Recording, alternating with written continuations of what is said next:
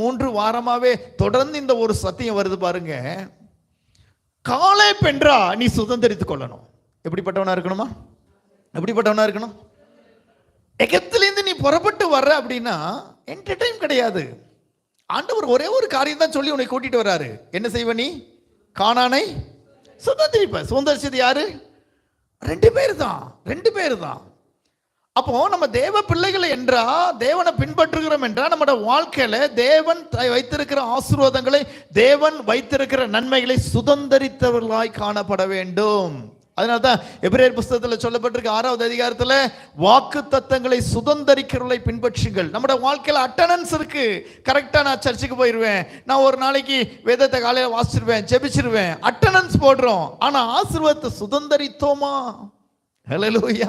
சுதந்திரிக்கவில்லைன்னா நம்ம போடுற அட்டண்டன்ஸ்ல ஒரு கள்ள கணக்கை காட்டுறன்னு அர்த்தம். வாசிச்சுட்டு ஆண்டவரே, இதை செஞ்சுட்டு ஆண்டவரே, வந்துட்டு ஆண்டவரே. ஆனா எதை பற்றி கொண்டோம்? சுதந்திரித்து கொண்டாதான் கர்த்தர் நம்ம மேல பிரியமா இருக்கிறார். சுதந்திரவாளியாகவே கர்த்தர் நம்மை பார்க்கிறார். ஹல்லேலூயா.